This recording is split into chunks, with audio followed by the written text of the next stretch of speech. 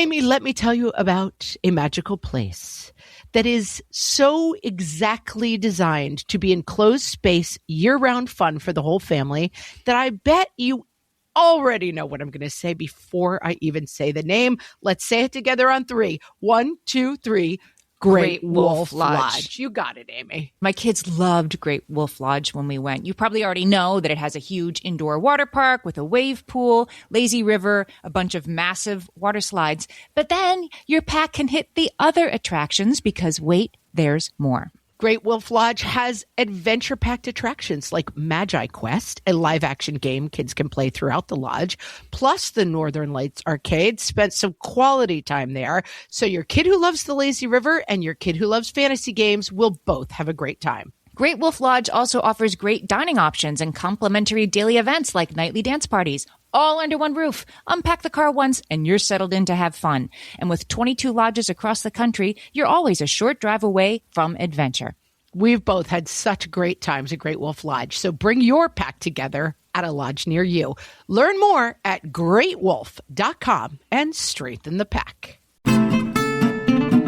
Hello, everyone, and welcome to Fresh Take from What Fresh Hell, Laughing in the Face of Motherhood. This is Margaret. And this is Amy. And today we're talking to Jen Lumanlan. She is the host of the Your Parenting Mojo podcast, which Lifehacker named Best Research-Based Parenting Podcast. Jen also runs a course called Taming Your Triggers, which helps parents understand why they feel triggered and to feel triggered less often.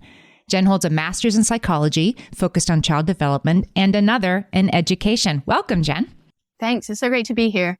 So your work is based on research, which we all know I'm all about that. I love the research. Amy's synapses are firing right now. She's like, I'm excited. Did someone say research? Did someone say research? I've listened to so many of your episodes and it comes through loud and clear. But what I really like about what you do is that some of your work is sort of about questioning and dismantling some research, sort of at least calling out its blind spots. I wanted to start with this example because I thought it was so interesting in your recent episode about the Louise Bates Ames books, which almost all of us have in our shelves, like your 1-year-old, your 2-year-old, your 3-year-old, that they're not all bad, but it's an example of how some of the standard parenting advice that we all think is gospel is maybe not so much. Can you talk a little bit about your approach? Yeah, that was quite an episode. That was a solid 2 weeks of research on my part and digging through the University of California, Berkeley's archives. I think most parents don't realize is those books were published in the 1980s. And when they get recommended, people kind of say, oh, well, you know, you have to sort of disregard the outdated gender advice and ignore the parts that aren't useful to you. And the rest of it's really good. And it turns out that the research that those books are based on was actually done between the 1920s and the 1950s. Wow. And in a very specific cultural context, right?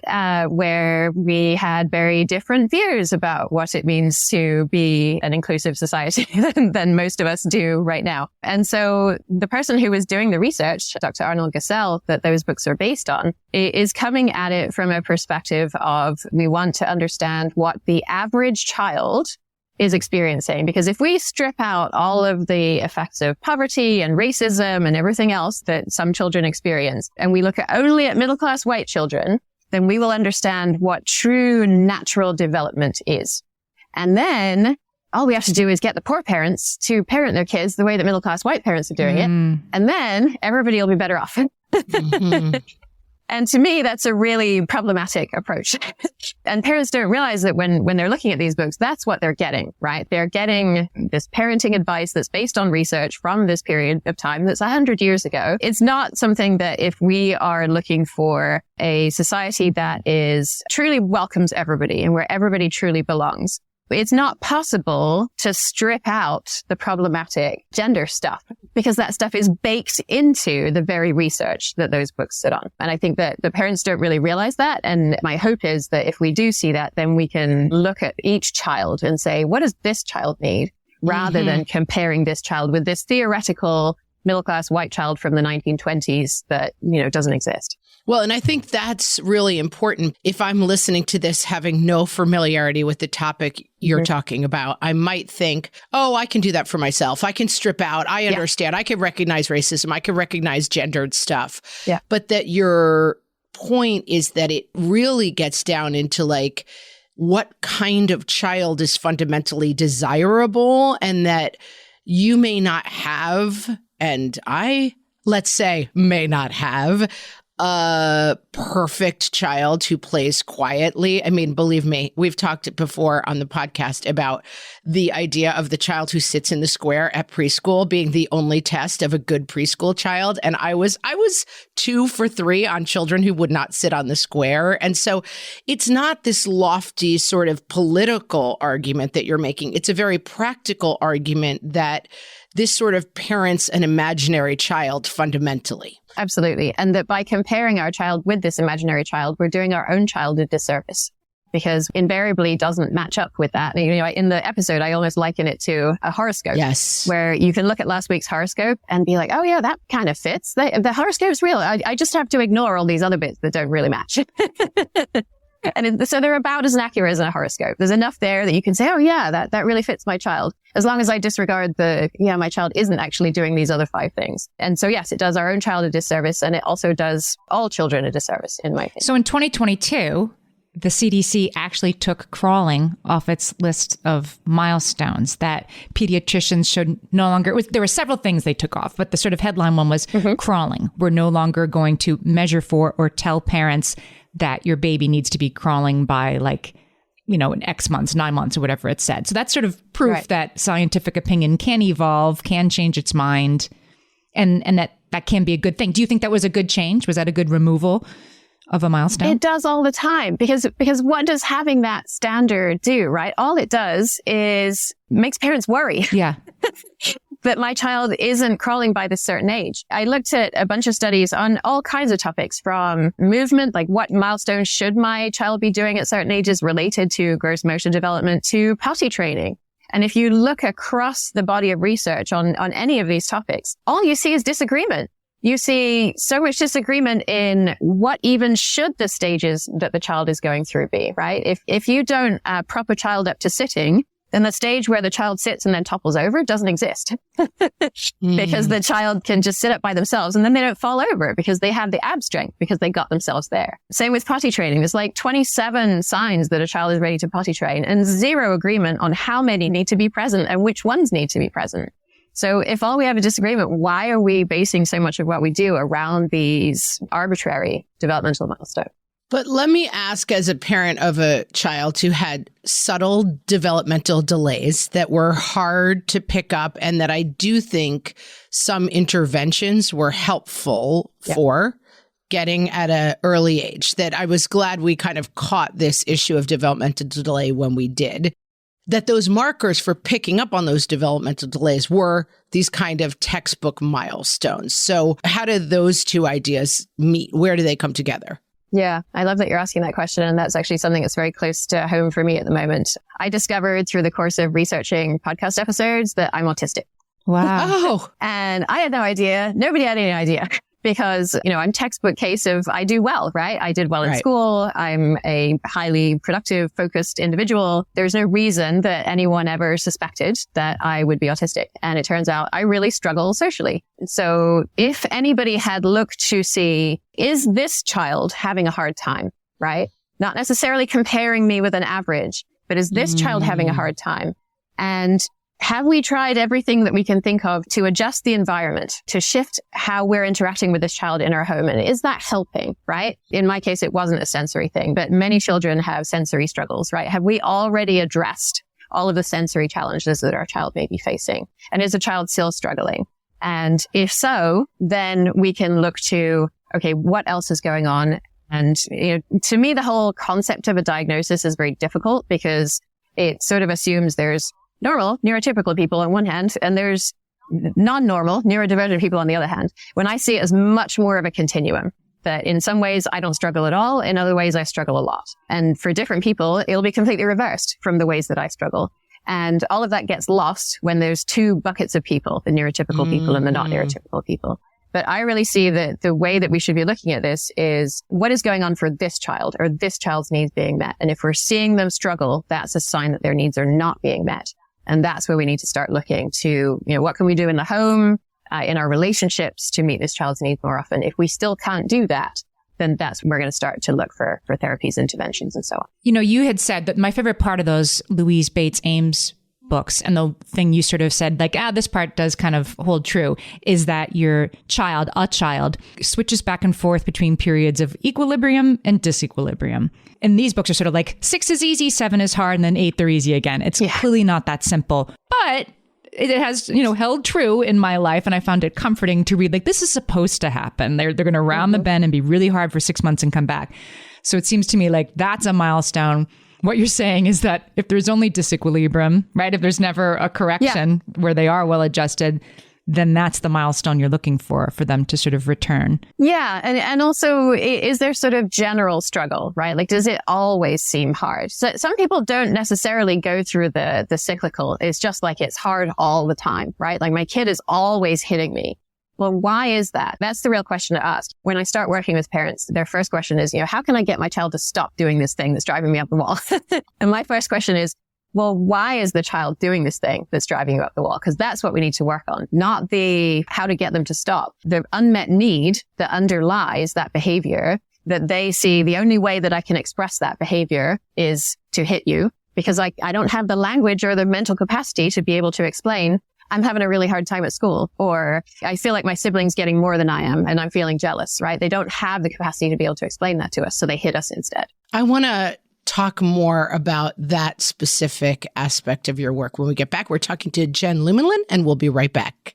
Hellions, it's time for some spring cleaning, and I don't just mean the coat closets. Doing your financial spring cleaning can actually be super easy when you let Monarch do your financial spring cleaning for you. One dashboard that gets your entire financial life organized. No more clutter, no more mess, no more logins scattered everywhere, just accounts, investments, property, and more, all in one place. Get your first year of Monarch for half off, just $50 with promo code FRESH. Monarch allows you to look not only at what you've already spent, but also to plan for the future. With Monarch, you can set savings goals, plan for big purchases, and notice spending trends before they become a problem. I can generate cash flow reports that show me what we spent this quarter, this month, what we're probably going to spend next month, and feel prepared, organized, and knowing how to plan for the future. No more surprises and a lot more clarity. Try Monarch. Use code FRESH at monarch.com to get your first year half off at just $50. That's 50% off your first year at monarch.com with code FRESH. All my kids learned to swim when they were little. It was super important to me that they be confident and safe in the water. There was only one problem with that: taking them to swim lessons. I mean, the pools were freezing. There were always cranky adults doing laps right there. And it was definitely not, for any of us, what you would call fun. Amy, heard. But now there's Goldfish Swim School. Goldfish takes a really thoughtful approach to swim lessons, combining research-based teaching with a warm, kid-friendly environment that actually helps kids thrive in the water. Every detail at Goldfish is thoughtfully designed to create a golden experience, from shiver-free, warm indoor pools to comfy waiting areas for parents to professionally trained lifeguards on deck. Goldfish uses an approach called the science of swim play, which combines guided play with proven teaching techniques to help kids learn to swim, build water safety skills, and gain confidence, all at their own pace.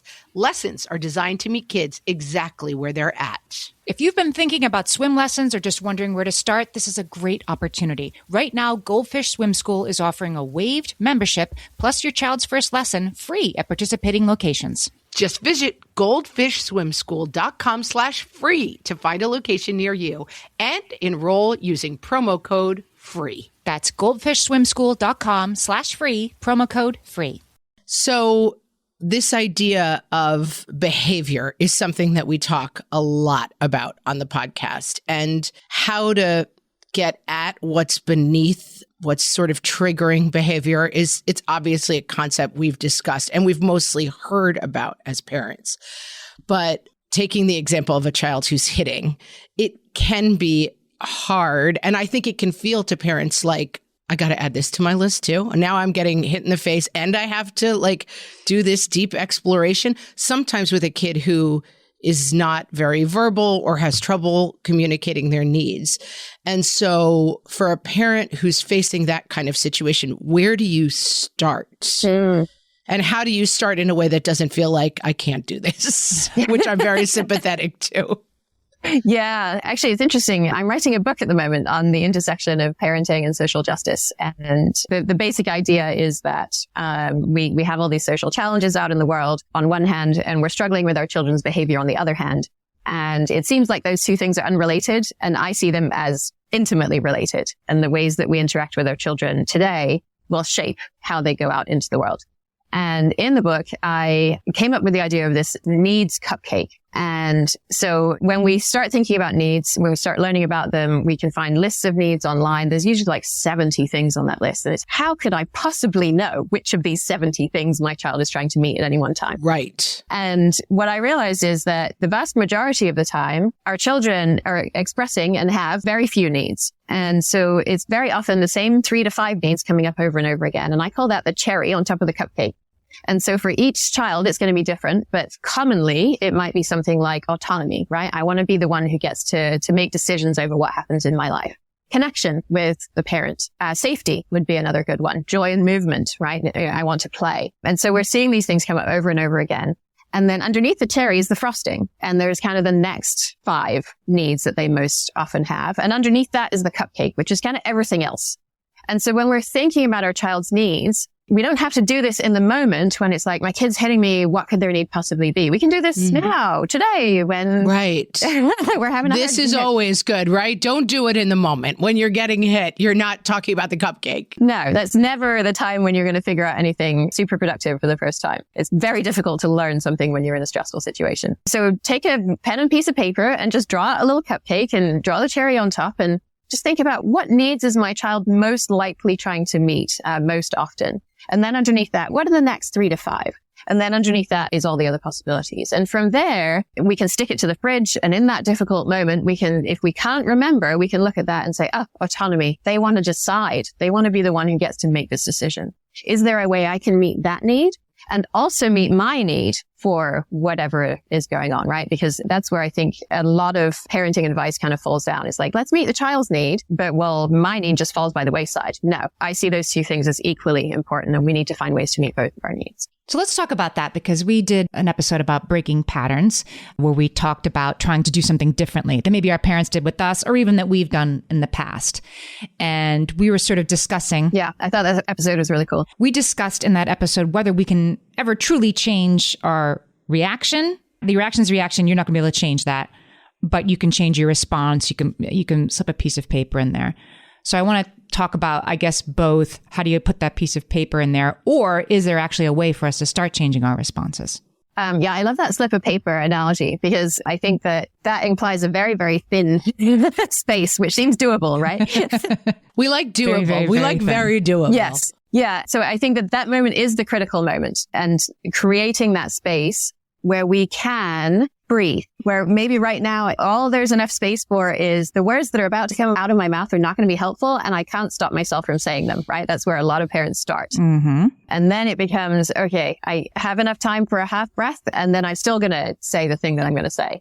And then it becomes a breath. And in a breath, you actually have time to think and to check in with yourself and with your child and say, what's really going on in this situation? And some tools that I found really helpful in that moment to make that pause bigger are something like wearing a hair tie on your wrist and transferring it over to your other wrist when you're feeling dysregulated, because it takes a couple seconds to do that. Having the hair tie there reminds you of your intention. Why am I doing this work? Why is this important to me? What's important to me? My relationship with my child is the most important thing. Okay, I'm feeling dysregulated. I'm feeling tension in my shoulders, my chest, wherever I hold that tension. I'm noticing those signs, and I'm using that moment to transfer the hair tie over. Okay, what's really going on here? We're having a hard time, right? So to be super practical about that, you're saying basically my tween comes downstairs after I've been cleaning all day and making dinner and doing things for, and says, where is my thing? You always move my things. And my reaction is going to be like, you ingrate. Let me tell you and give you the list while I scream about all the things I've done. Just pulling this as an example. I mean, of course, I would never do this, but someone might be tempted to say, somebody else, you ingrate. Let me scream at you all the things I do. And how dare you speak to me that way when I'm blah, blah. The moment I have the hair tie on my wrist. I'm going about my day. The moment the kid emerges with the obnoxious statement, that's the moment you're saying, I go to my hair tie. Yeah. Because that break in the action makes me say, I'm in control of myself, whether or not this tween is in control of themselves. Yeah, I am a little hesitant to use the word control because I think control is sort of a veneer. Yes. Like if parents are like, I need to be in control, when actually if you peel that back, there's a whole lot of fear underneath there about what might happen. Yes. So I try not to use that word control, but yes, your teen is coming out of their room and, you move my stuff and immediately you notice tension somewhere in your body, right? Can you point to where you would feel that tension? My shoulders would probably be it. Yeah. If I'm thinking about it. So your shoulders rolling my shoulders. Yep. Just thinking about it is making my shoulders go up. So as soon as you notice that, then you're going to see your hair tie, remind yourself of what's most important, which you may choose to say to yourself, my relationship with my child is the most important thing, or whatever resonates for you. Right. As you're moving that hair tie over, you're taking that deep breath. And from there, it's like, okay, if my relationship with my child is the most important thing, how do I want to respond? And it can be helpful. I don't like scripts because they don't meet our needs because we all have different needs. So how can a script possibly identify your needs? But a starter script can be super helpful. So if we come out with something judgmental like you always or you never or all the judgmental stuff we say, then it just, it keeps the conflict going. Whereas if we say something like, oh my goodness, you sound super frustrated, right? You're observing something. Or seems like you're having a really hard time right now. Or if you're already dysregulated, it seems like we're having a hard time right now. So this is not your thing you need to fix. This is our thing. This is our thing that we're going to work on together. Yeah, that makes sense to me. There's so many more questions I have about this. We're going to take a quick break. We're talking to Jen Lumanlan. Amy, when I'm having a good hair day, it usually makes my whole day better. And that's why on every day, I'm taking Nutrafol. Nutrafol is the #1 dermatologist-recommended hair growth supplement brand, and it's the #1 hair growth supplement brand personally used by dermatologists. Nutrafol's hair growth supplements are peer-reviewed, NSF certified for sport, and clinically tested. Nutrafol offers multiple formulas for men and women, tailored to different life stages and lifestyle factors, so you get support that's actually right for you. Adding Nutrafol to your daily routine is easy. Order online, no prescription needed, with automated deliveries and free shipping to keep you on track. Let your hair be one less thing to worry about. See visibly thicker, stronger, faster-growing hair in 3 to 6 months with Nutrafol. For a limited time, Nutrafol is offering our listeners $10 off your first month subscription and free shipping when you visit Nutrafol.com and enter promo code LAUGHING. That's Nutrafol.com, spelled Nutrafol.com, promo code LAUGHING.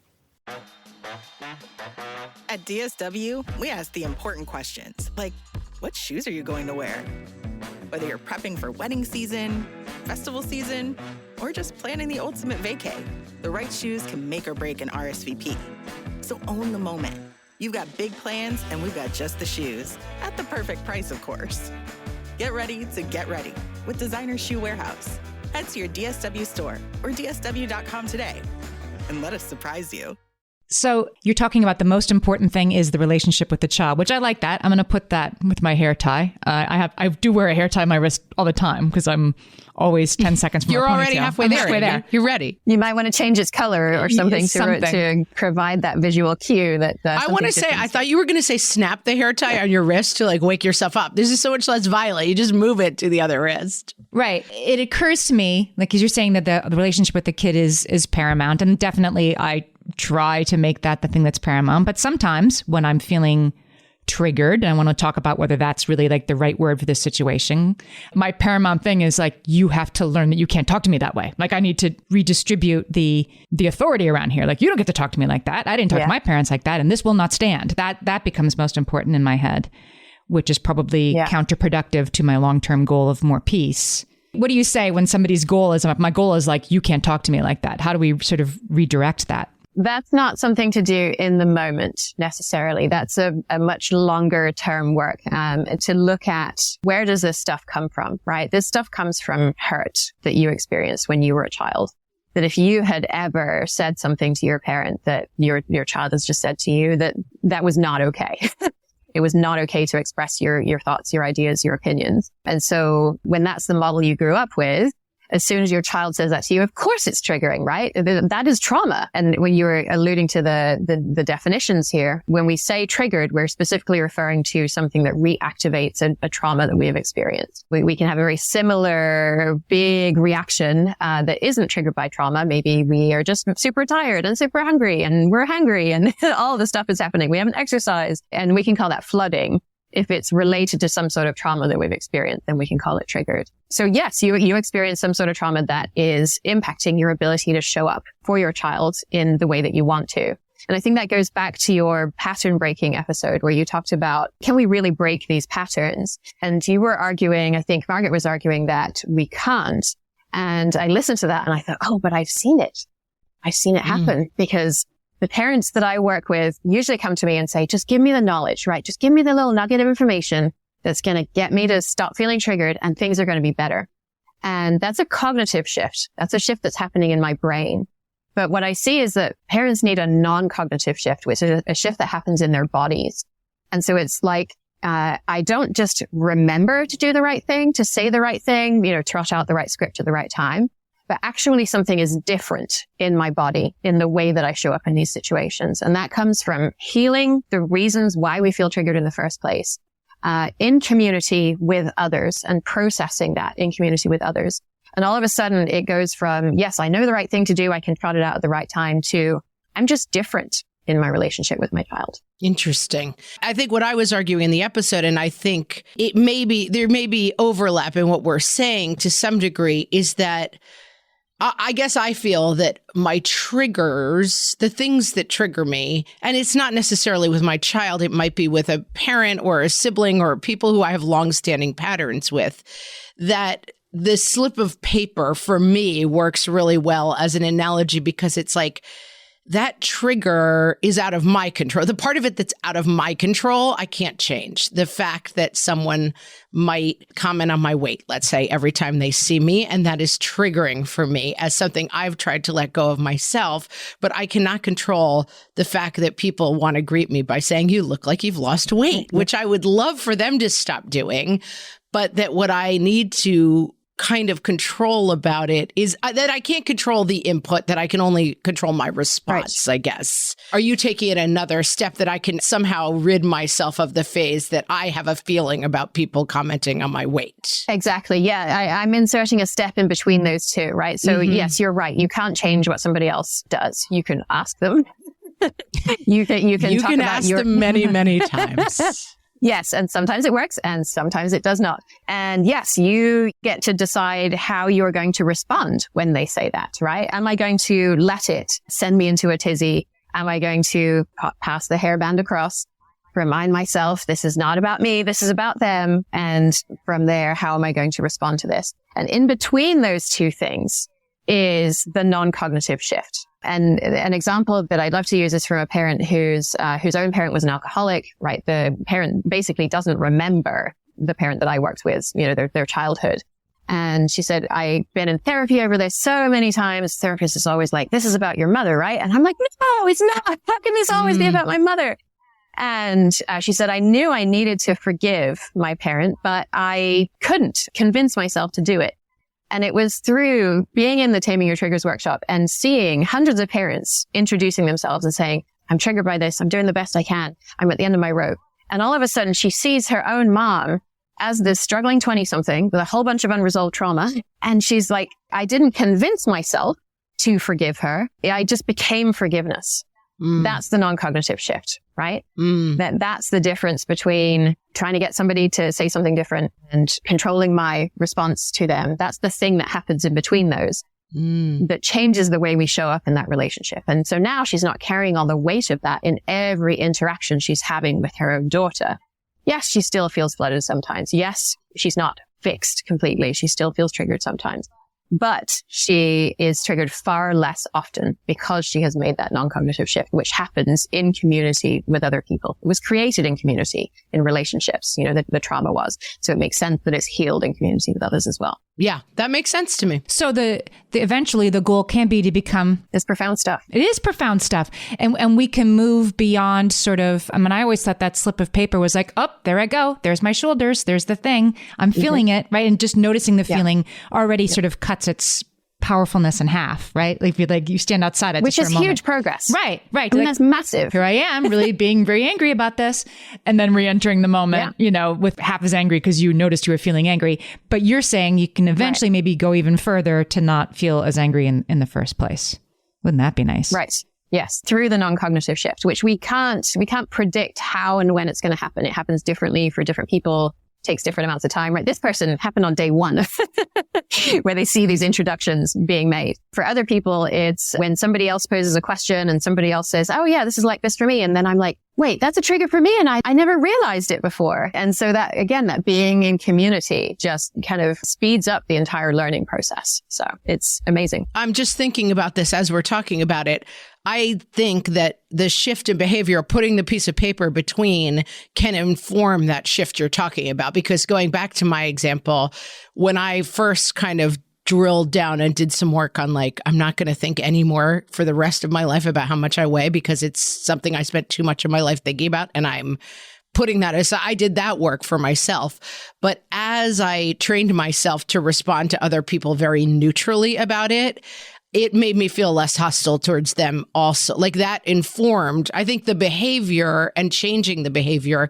It takes the power out of it. And it does inform the shift that you're talking about to a certain degree, which is I'm not actually triggered as much as I used to be by people commenting about my looks or my weight, because I've just gotten used to responding to it very neutrally. And I think it's helped make that shift. Does that make sense? Yeah, it does. And the key is to make sure that it's not that you're stuffing that down, right? It's not that it's still there and I'm just pretending it's not. Right. That it just feels like, oh, the sting's coming out of it. I think it does as I think about it. I mean, I'm literally thinking of it as we're talking about it. And it's not that deep. I mean, there's other things that I have that are deeper that I'm probably just let's paper over that for now. But I think the practice of changing response can be helpful in getting you closer towards making that shift. Yeah, I 100% agree. And I guess I would point to research on mindfulness practices and specifically on gratitude and sort of loving kindness meditations, where you're sending well wishes out to people who are kind of a benefactor, someone who's kind of you're in a good relationship with, a neutral person, a difficult person. And that sending those well wishes to a difficult person can actually change the way you perceive that person. And so, I definitely see it the same way. Jen, I'm sure so many people listening want to know more about everything that you do. So start by telling us about the Taming Your Triggers workshop, and then tell us about your podcast and all your work. Yeah. So everything I do flows through yourparentingmojo.com. And I've got a couple of things that may be of interest to your folks. And so the first of these is, I know that my child not listening is a key trigger for very many parents. Yes. Amy agrees. Okay. Cosign. Yes. So I compiled a list of 13 reasons why your child doesn't listen and what to do about each one. So for each one, it gives, what's actually going on here. From the super basic, they just didn't hear you, which you might think you yelled loud enough. But actually, my husband has this amazing ability to ignore things happening right next to him. And sometimes our children do too. So from that through to understanding the child's needs, the child's need isn't being met, and everything in between. So 13 reasons why your child doesn't listen and what to do about each one. And so your listeners can download that at yourparentingmojo.com/whatfreshhell. And so, super, super special just for them. And then if they're interested in Taming Your Triggers, that is going to open up February 19th through March 1st. And we basically walk you through, where is this stuff coming from? Like we so briefly touched on Amy's example of, where is this stuff coming from? I couldn't have said that to my parent. Well, yes. And that hurt. That hurt you. So let's understand more about where these triggers are actually coming from and start the process of healing that. And also, let's learn these new tools, right? Let's learn how to create the pause and widen the pause and move into understanding, what am I really feeling? What is my child really feeling? how can I identify my child's needs and also identify my needs so we can actually find a way that meets both of our needs. So that's available as well at yourparentingmojo.com/taming your triggers. Fantastic. I really enjoyed this conversation. It really made me think. And we will link to Your Parenting Mojo on our show page. And Jen, thanks so much for talking to us today. You're welcome. That was so much fun. Thank you. Thanks, Jen.